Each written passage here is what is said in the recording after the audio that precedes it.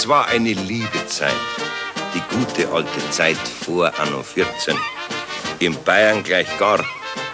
Damals hat noch seine königliche Hoheit der Herr Prinzregent regiert. Ein kunstsinniger Monarch, denn der König war schwermütig. Das Bier war noch dunkel und die Menschen waren typisch. Die Burschen schneidig, die Dirndl sittsam und die Honoratioren ein bisschen vornehm und ein bisschen leger. Es war halt noch vieles in Ordnung damals. Denn für Ordnung und Ruhe sorgte die Gendarmerie und für die Gerechtigkeit das königliche Amtsgericht.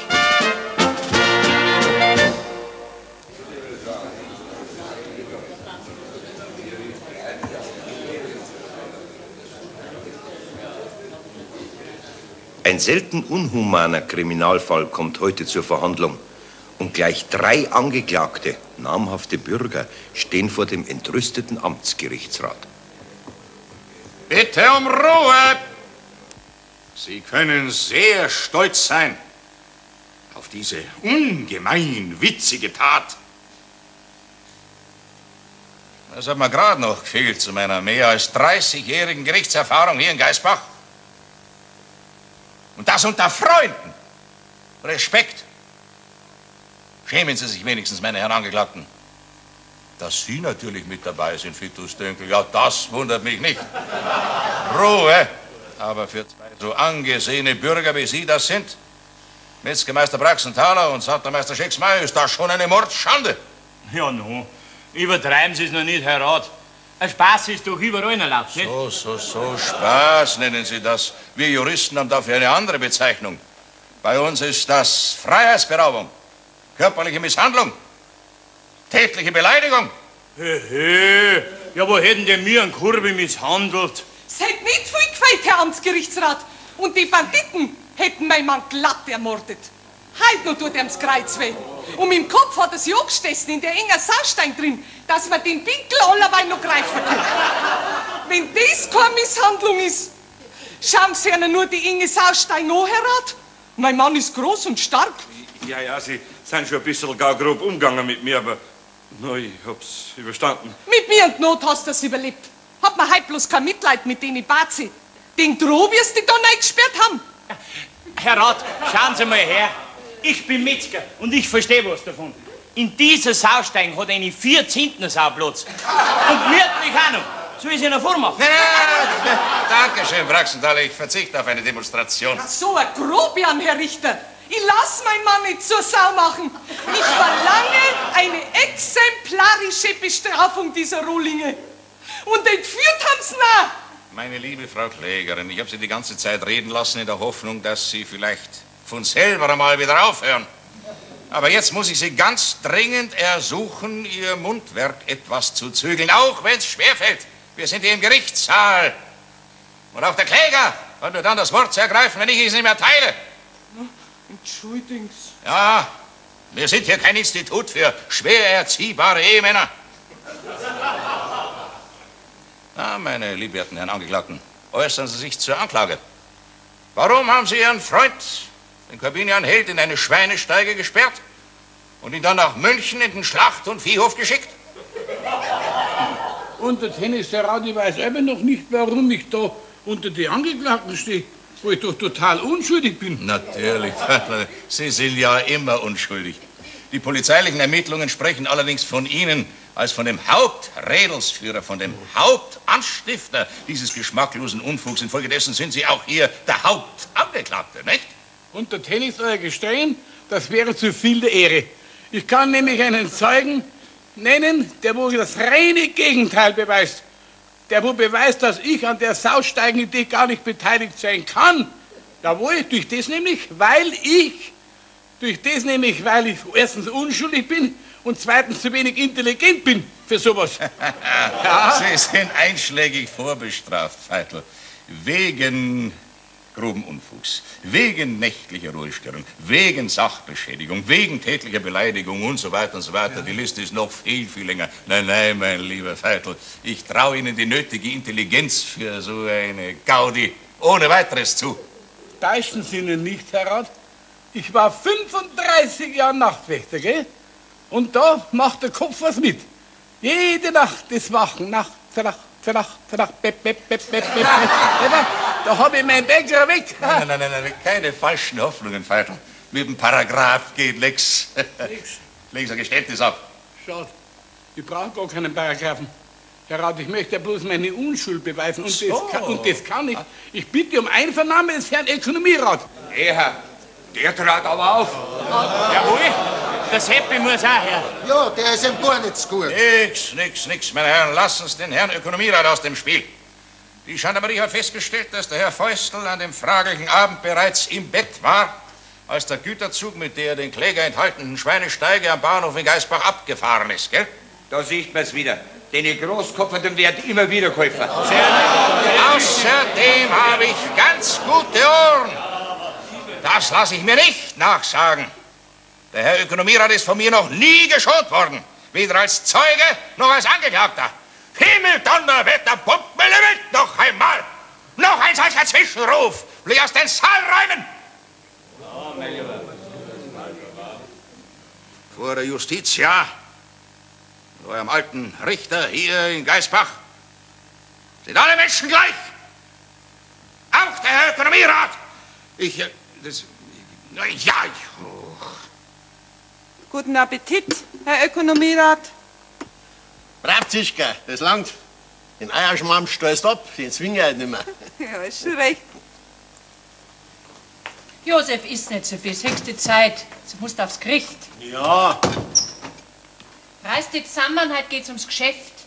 Seitdem diese sogenannten Damen der hiesigen Haute Volée ihr Kaffeekranzel haben, verkaufen wir jeden Tag um 7, 8 Maß Bier weniger. 7 Maß? Ja, dann muss ich mehr trinken.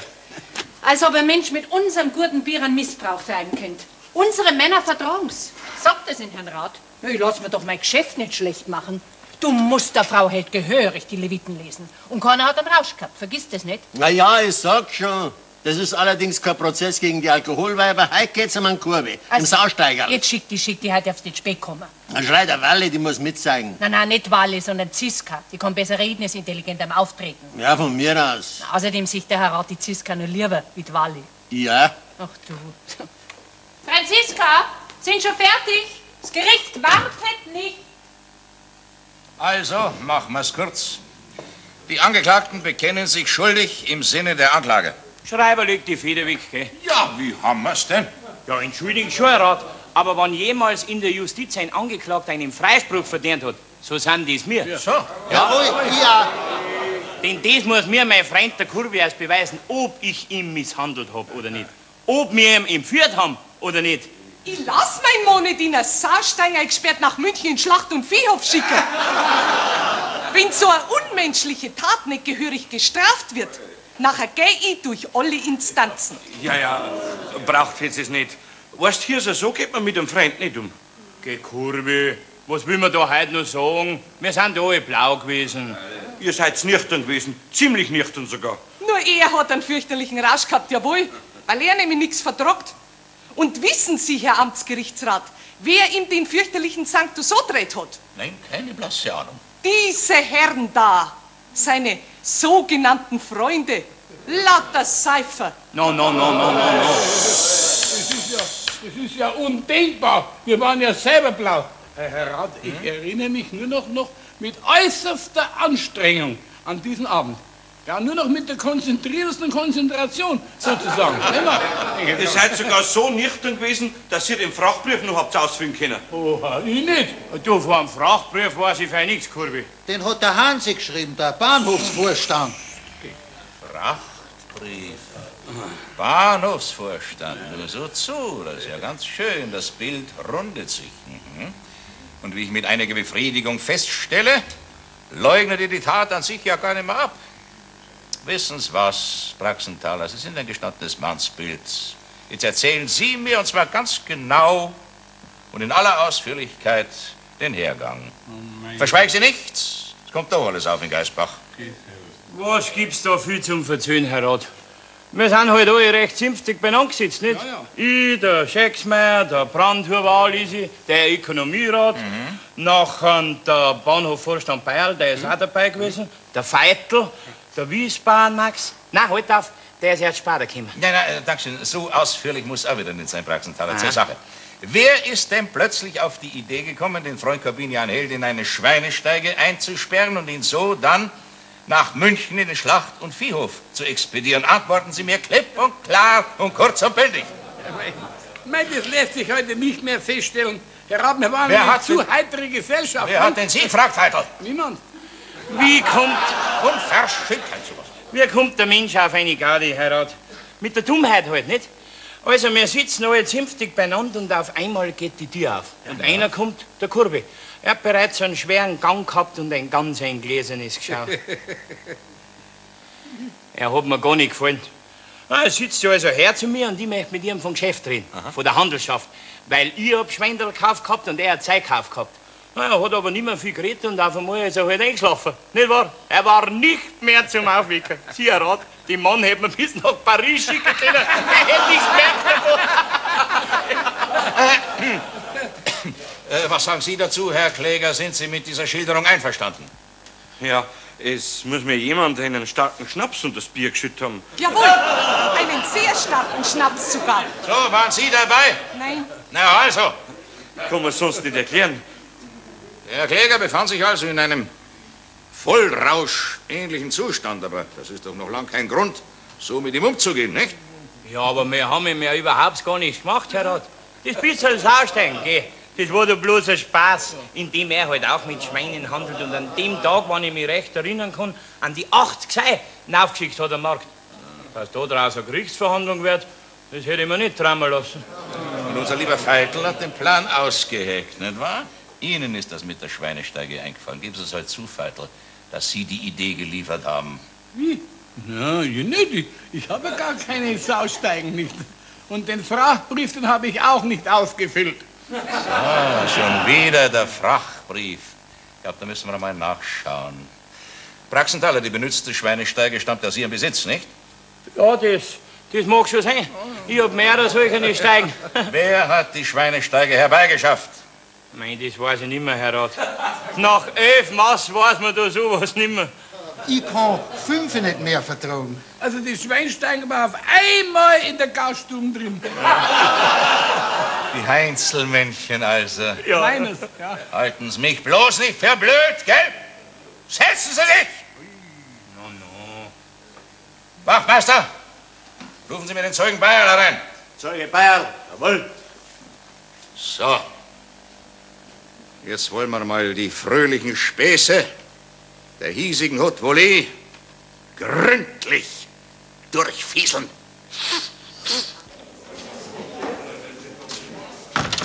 Was soll ich denn da bloß sagen, Herr Ökonomierat?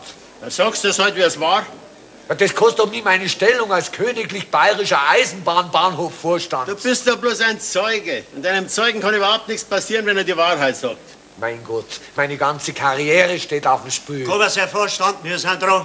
Der Herr Rat ist heute ziemlich scharf geladen. Das auch noch. Wann fahren denn wir wieder mal auf München? Herr Ökonomierat, ich darf leidenschaftlich gerne mal mitfahren. So, leidenschaftlich. Ja. Vielleicht lasst sich's einmal arrangieren. Sie haben also diesen Abend miterlebt. Jawohl, Herr Amtsgerichtsrat. Ich habe nämlich an dem Tag dienstfrei gehabt. Mhm. Wer hat denn die Schweinesteige herbeigeschafft? Ja, also das war der Herr Nachtwächter. Ich meine den Herrn Dengel. Ja. Und der Herr Praxenthaler hat ihm geholfen dabei. Ja, und dann weiter, erzählen's weiter. Ja, dann haben sie den Viehhändler Held, da gepackt und hineingelegt. Wer, Sie? Die genannten.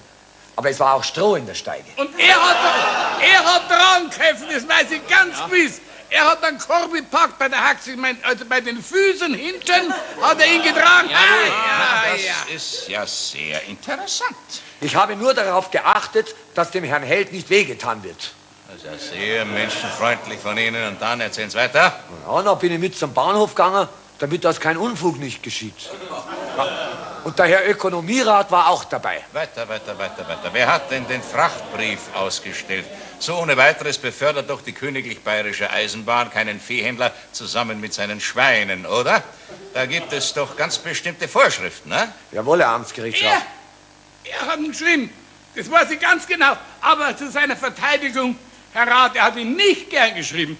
Wir haben ihn betteln müssen. Ne?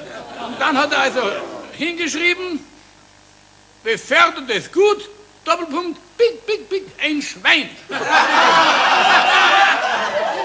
Befördertes Gut, ein Schwein? Das stinkt immer erst. Ja, merkt das nur. Und sitzt ihm immer an einem Biertisch mit solchen Lumpen. Befördertes Gut? Ja, da möchte man direkt den Glauben an die Menschheit verlieren. Ja, nicht traurig sein, Kurbi. Wir bleiben schon die alten Freunde, gell? Ruhe, bitte. Setzen Sie sich, Herr Zeuge, und danken Sie Gott, dass die offensichtlich etwas lückenhaften Recherchen der Gendarmerie Sie nicht mit auf die Anklagebank gebracht haben. Ohne Amtsgerichtsrat. Ja. Befördertes Gut, ein Schwein? Hey, Kurbi, jetzt hörst du aber auf. Das haben doch wir nicht wissen können, dass du dir den Spaß so zu Herzen nimmst. Befördertes Gut. Privatunterhaltungen verbitte ich mir. Wir sind hier nicht im Wirtshaus. Ja, entschuldigen schon, Herr Rat, aber der Kurbi redet jetzt ganz traumhaft daher. Und Sie bringen sie so daher, als wären wir drei ganz rohe Menschen und hätten überhaupt kein Herz. Dieses ist aber nicht der Fall. Wir sind nämlich am nächsten Tag bereits mit dem 5-Uhr-Zug schon nach München gefahren. Um 7:30 waren wir bereits auf dem Schlacht- und Viehhof und haben uns um unseren Freund gekümmert. Ja, wir waren dabei, wie er mit seiner Sei ausgeladen worden ist. Und da hat er noch geschlafen. Gut geschlafen auch noch. Wir haben ihn sogar wecken müssen. Nicht? Ja, das war dann ein Mordshallo und nach dem Markt haben wir uns alle miteinander nur ein Maß 3 gekauft. Ein Maß 3 pro Kopf, ja. Ja, und damals ist er aber überhaupt nicht beleidigt gewesen. Ja, sehr richtig. Wir haben uns dann noch eine 5. Maß gekauft. Aber von Menschenwürde oder von Beleidigung, da war gar keine Rede gewesen. Ja, und vor einem Prozess schon überhaupt nicht. Gut, kommen wir zum Schluss. Die Angeklagten sind überführt, folgende Verbrechen begangen zu haben. Freiheitsberaubung in Tateinheit mit körperlicher Misshandlung und tätliche Beleidigung. Ich verkünde das Urteil. Öha.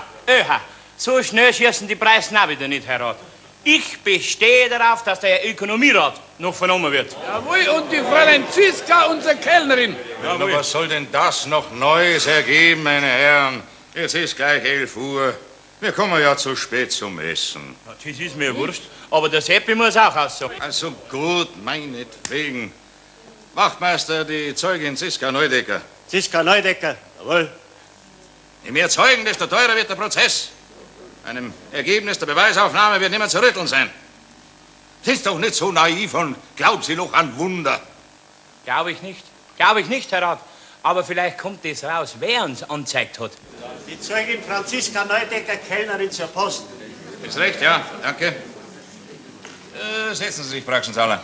Gut. Grüß Gott, Herr Rat. Ja, Franziska, grüß Gott. Ja, kommen Sie nur her. Sie sind doch sonst nicht so schüchtern. So, was können Sie uns Interessantes erzählen von diesem feuchtfröhlichen Stammtisch-Trio, ne? Genieren Sie sich nicht, reden Sie frisch von der Leber weg. Ja, mei. Es war schon sehr lustig an dem Abend. So.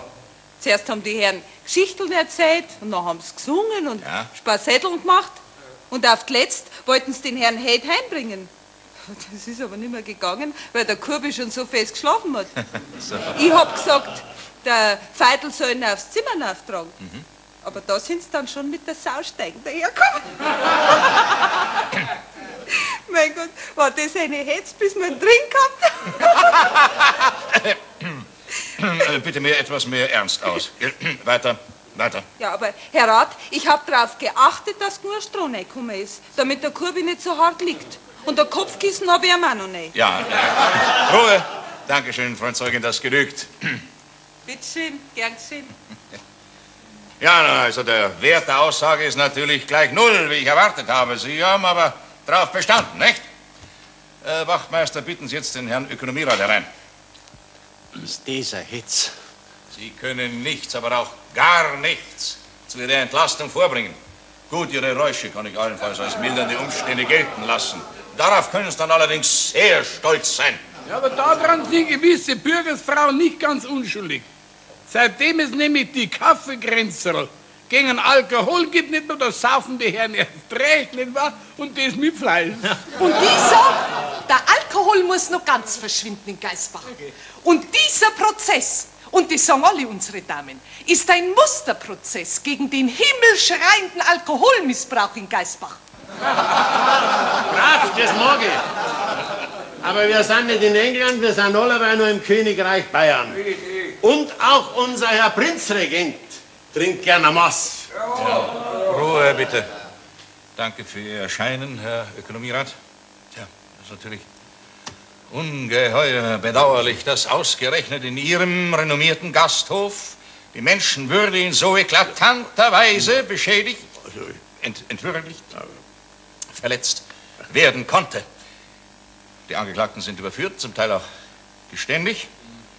Ja, ich möchte den Begriff Alkoholmissbrauch nicht strapazieren, aber gestatten Sie mir die Frage, waren denn alle so total besoffen, dass Sie das Schändliche Ihrer Tat nicht mehr einsehen konnten? Na, betrunken war nur der Kurbi. Wir anderen waren alle ein bisschen bierig und lustig, aber psuffen. Betrunken? Na, psuffen war nur der Kurbi. Tja, dann tut es mir leid, dann entfällt jeder mildernde Umstand. Da gibt es eben etliche Jahre Gefängnis, da kann man nichts machen.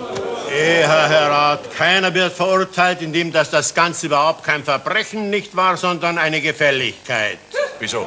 Ich danke schön für solche Gefälligkeiten. Jawohl, eine Gefälligkeit. Wie meinen Sie Denken Sie doch.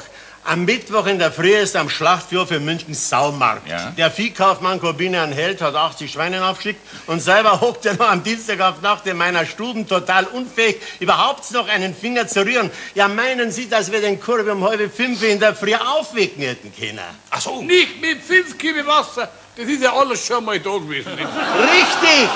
Aber in den Markt muss er doch hinauf, der Freund, sonst schmieren die Praxer und Metzger um 300 Mark aus. Verstehen Sie mir? Er muss hinauf. Wie? Und wenn um 8:30 der Markt losgeht und er ist zur Stelle, dann ist er ja vielleicht zum Aufwecker. Ja, und der war auch zum Aufwecker. Schwer zwar, aber wir haben es geschafft. Das war doch eine Pfundsidee, Herr Rat, dass wir den Einfall mit dem Schweinesteigerl gehabt haben. Der Kurve soll uns dankbar sein. Ja, Mama, ich bin euch doch dankbar. Danke Ihnen, Herr Ökonomierat. Der Fall ist erledigt, die Verhandlung ist geschlossen. Die Sitzung ist geschlossen. Ich habe im Nebenzimmer schon decken lassen. Exzellent.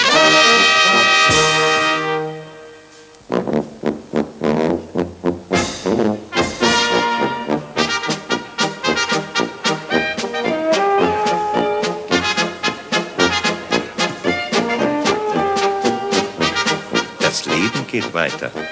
Ob Freispruch oder Zuchthaus. Auch in der guten alten Zeit. Und auf die Guillotine hat unser alter Herr Rat niemanden geschickt. Nein, gnädige Frau, Sie verkennen mich vollkommen. Ich bin kein Freund von Gewohnheitstrinkern und Säufern, aber ich bin auch kein Kostverächter. Aber mir schmeckt das Bier und solange es mir schmeckt, trinke ich's. Wenn es mir nicht mehr schmeckt, können Sie mir mal zur Limonade einladen. Prost. Prost, der Kollege. Eine liebe Zeit. Trotz all der kleinen Schweinerei. Menschlich halt. Und darum kommt es immer wieder zu diesen Szenen im königlich bayerischen Amtsgericht.